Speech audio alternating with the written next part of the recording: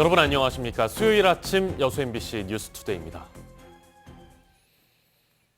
여수 산단 환경 문제 해결을 위한 민관협의체의 올해 첫 회의에서 자가측정 위반 업체의 명단이 공개됐습니다.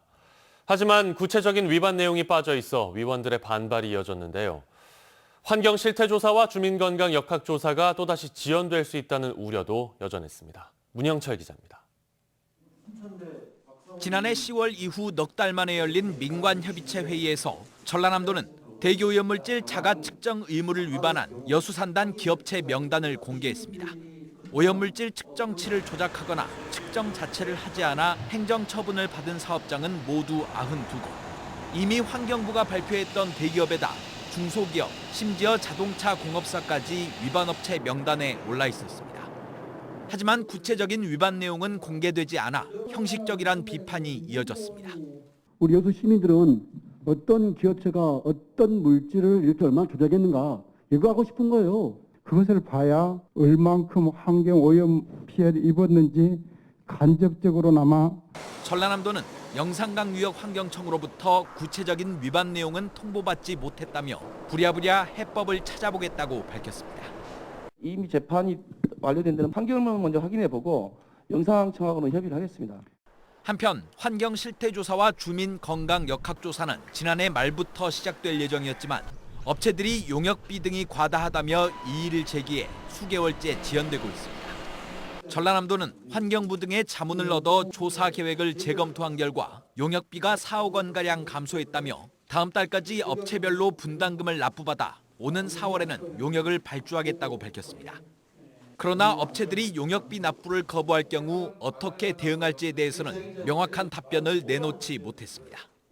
그때도 걱정하지 마십시오라고 했는데도 불구하고 또 지금 이렇게 문제가 생겼는데 사실상 강제할 수 있는 방법은 없습니다. 다만 분담금 내역에 대해서는 저희들이 충분히 설득할 수 있다.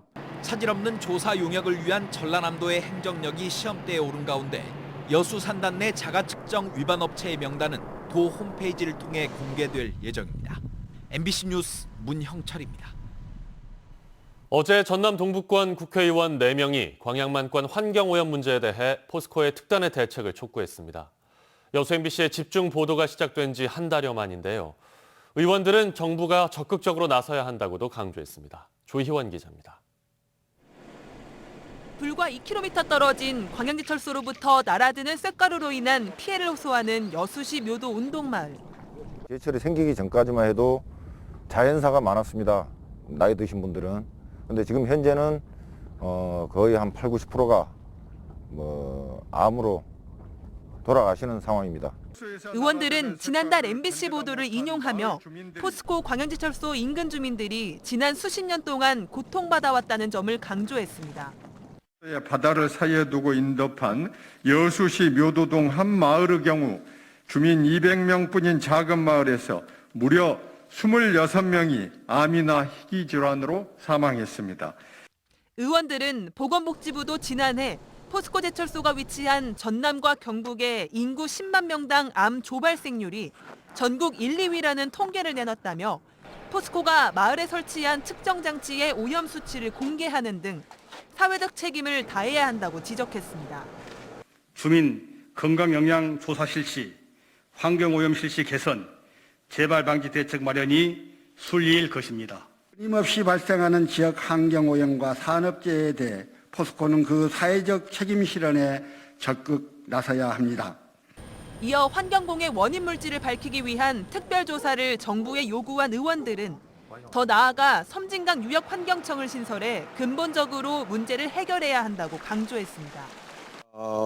너무 광범위해서 관할 지역이 제대로 대처가 되지 않고 있다 이렇게 생각을 합니다. 그래서 영산강 유역 환경청을 분리해서 광양만권을 중심으로 한 이 섬진강 유역 환경청을 별도로 만들어서 상시적인 관리 감독이 이루어져야 된다. 섬진강 유역환경청을 신설하기 위해서는 환경부와 행안부의 동의가 있어야 합니다. 그러나 수년 전부터 계속되고 있는 지역의 요구에도 아직 관계기관은 뚜렷한 답변을 내놓지 않고 있습니다. MBC 뉴스 조희원입니다.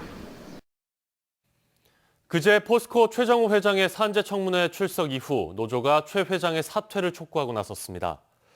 민주노총 전국금속노조 포스코지회와 포스코 사내하청지회는 성명서를 통해 이번 청문회는 반복되는 산재와 직업성 질병의 원인을 밝히기 위한 자리였지만 포스코 측의 준비 미흡으로 최 회장에 대한 성토만 쏟아졌다고 강하게 비판했습니다.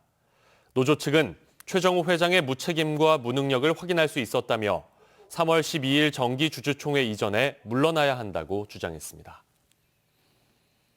순천시가 오는 26일부터 코로나19 예방접종에 나섭니다. 순천시는 오는 26일부터 우선 접종 대상자인 요양병원과 요양시설 종사자 1,777명에 대해 1차 코로나19 예방접종을 시작합니다. 이번 1차 우선 접종 대상 시설은 모두 32곳이며 다음 달부터는 순차적으로 종합병원과 병원 종사자, 소방서 119 구급대, 보건소 검역요원 등 코로나19 1차 대응 요원 3,500명을 대상으로 접종합니다. 대학 입학 정원과 수험생 수가 역전된 가운데 치러지는 2021학년도 입시에서 지역 대학들의 미달 사태가 속출하고 있습니다. 한국대학교육협의회에 따르면 전남대 여수 캠퍼스가 217명, 순천대가 256명 추가 모집에 나서고 있고 조선대와 호남대 등도 각각 200명에서 600여 명까지 추가 공고를 냈습니다. 특히 일부 대학들은 입학 정원의 절반 이상을 추가 모집하고 있어 지역 대학들의 위기가 현실화하고 있습니다. 한편 올해 전국 162개 대학의 추가 모집 인원은 16,300여 명으로 지난해 9,800여 명보다 2.7배 증가했습니다. 건조한 날씨가 이어지는 요즘 순천과 영암 등 도내 곳곳에서 산불이 이어지고 있습니다. 지자체와 소방당국이 해마다 예방에 나서고 있지만 여전히 농촌 곳곳에서는 연기가 피어오르고 있습니다. 김한수 기자가 취재했습니다. 지난 13일 전남 순천시의 한 야산에서 산불이 발생했습니다.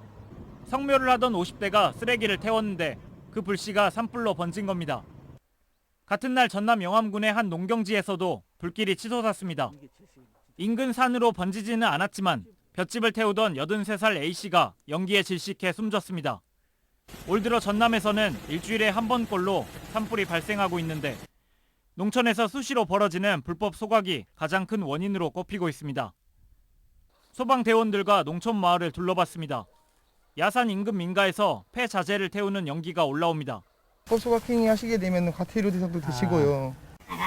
논두밭도 아니니까. 논밭도 아니시더라도 그냥 축사도 근처에 있고. 또 다른 민가 옆 농경지에선 농산물 쓰레기를 태우고 있습니다. 이렇게 소각하시면은 군에서도 이걸 다 과태료 잡아요.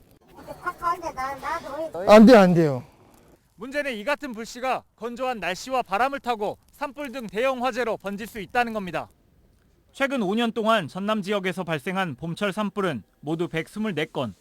이 가운데 논밭드롱 태우기와 쓰레기 소각이 봄철 산불 원인의 절반가량을 차지했습니다. 용농철 기간에는 이러한 화재가 많이 발생돼서 건조기 화재 관리에 좀 당부를 드리겠습니다. 당국은 농촌에서 이뤄지는 불법 소각이 산불의 원인으로 꼽히는 만큼 농가의 자제를 당부하고 지속적으로 점검할 예정이라고 밝혔습니다. MBC 뉴스 김한수입니다. 최근 전남 동부 지역에서 소나무 제선충병 감염이 잇따르면서 당국이 긴급 방제와 예방 활동에 나섰습니다.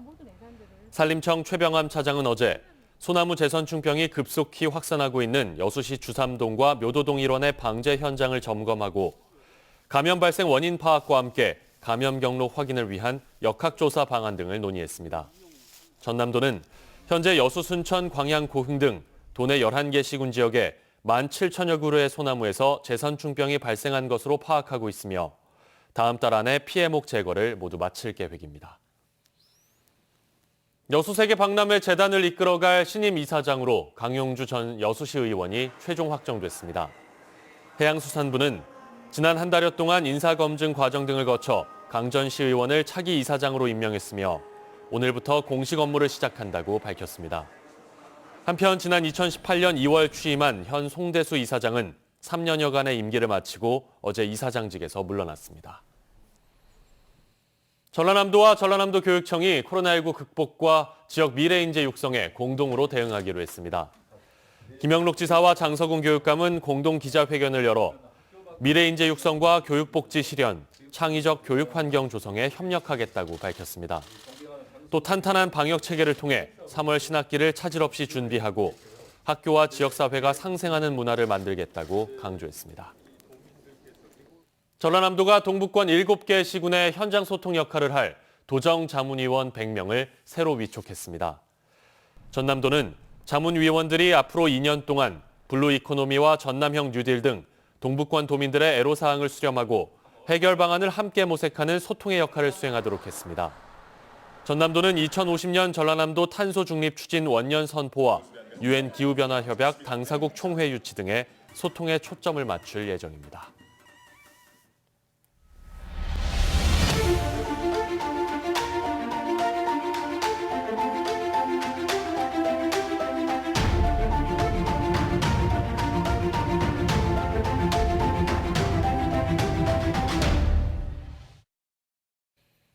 여수시 신호활동 일대 땅굴이 발견된다는 소식 전해드린 이후에 주택가 곳곳에서까지 일제 해군 기지로 추정되는 지하 구조물이 잇따라 확인되고 있습니다. 규모와 개수가 상당할 것으로 추정됩니다. 보도에 강서영 기자입니다.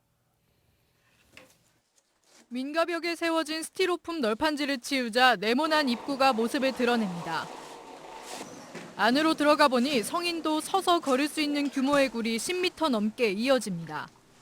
민가 주인이 개인적 용도로 사용하면서 현재 굴 끝에는 지하수가 들어찬 상황입니다. 위치도상에서 우리가 기역자를 꺾여 있는 부분이 그대로 설명되고 있죠. 인근의 또 다른 주택입니다. 끝부분이 막혀 있을 뿐 비슷한 굴의 형태가 드러나 있습니다. 일반 민가처럼 보이는 이곳의 문을 열면 이처럼 숨겨진 지하 벙커가 나타납니다. 이 구조물들의 정체는 뭘까? 역사학자들은 일제강점기 당시 고지도를 근거로 해군 지하시설이라고 추정합니다. 마을 주민이 이제 여기에 이런 방공호가 있다. 지도랑 비교를 해보니 정확하게 위치, 그 다음에 그 형태까지 똑같이 나와서 얘가 방공호 진지라고 추정을 하고 있습니다.